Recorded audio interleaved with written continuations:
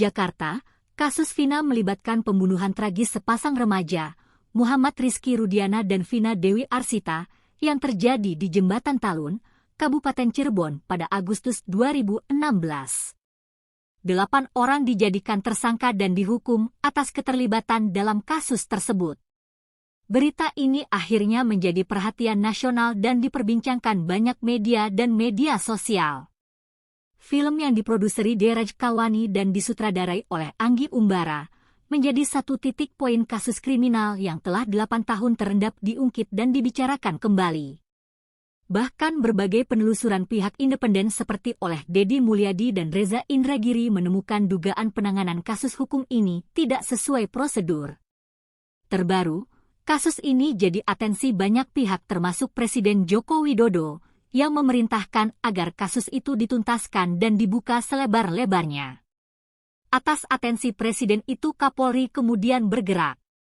Sabtu kemarin akhirnya Propam Mabes Polri datang ke Mapolres Cirebon untuk memeriksa kasusnya dan memeriksa para penyidik yang terlibat di Polres Cirebon.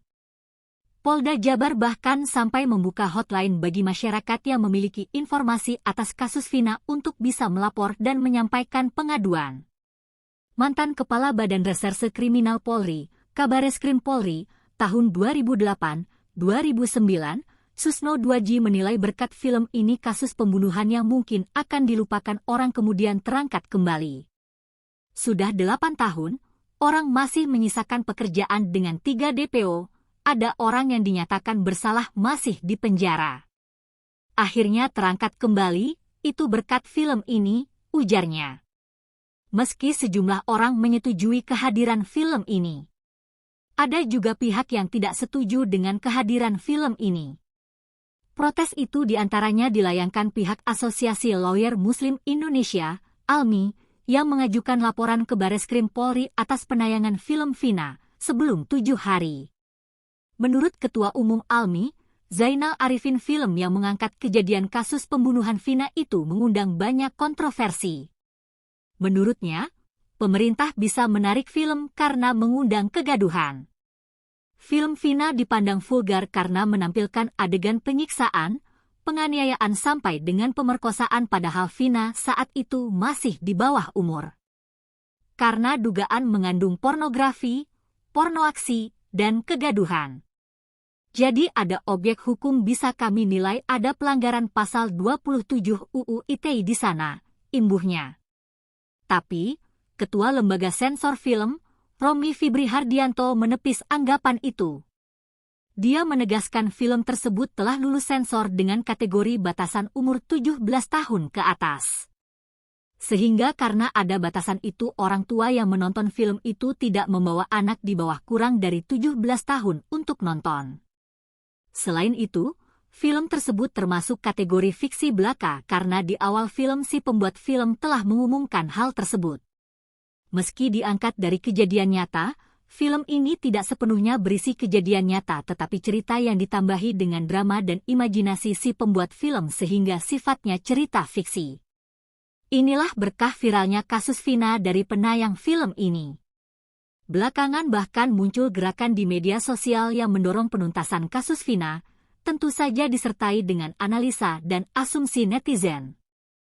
Publik netizen kerap mengarah pada cocokologi dan praduga terverifikasi. Ada juga yang mengungkap identitas orang-orang terduga DPO. Ada medsos sebatas menyajikan konten dan menumpang pansos kasus Vina. Ada juga medsos yang menayangkan tayangan berbau mistis menghadirkan liputan pemanggilan arwah Korin untuk bercerita perihal kejadian kasus Vina.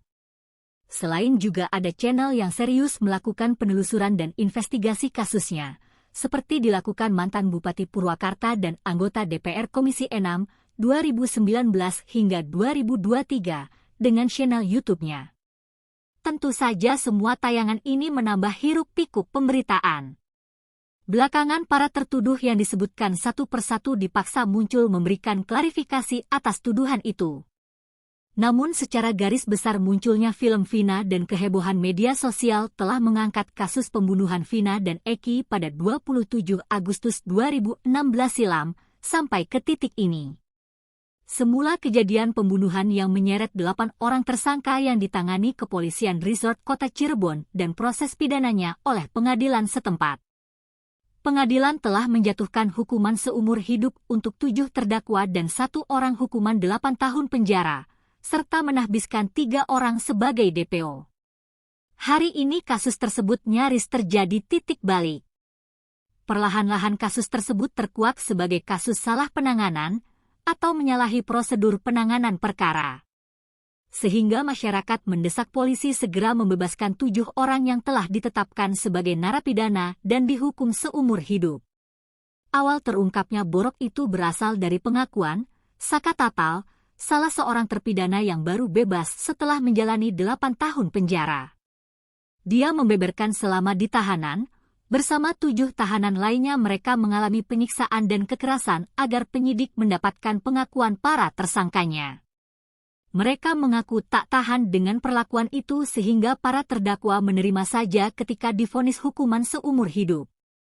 Saksi lain juga belakangan menguatkan pengakuan Saka Tatal ini, antara lain Liga Akbar. Liga Akbar yang sempat menjadi saksi di persidangan belakangan menarik kesaksiannya karena merasa tidak tenang. Liga mengaku kesaksiannya di persidangan kala itu telah ditambahi, tidak sesuai kenyataan yang dia ketahui dan lihat. Pengakuan itu diarahkan petugas agar cocok dengan pengakuan saksi lainnya. Padahal menurut Liga, seperti dibenarkan pengacaranya Yudia Alamsyah, kedatangannya di Polres semula untuk mengklarifikasi sejumlah barang bukti milik korban.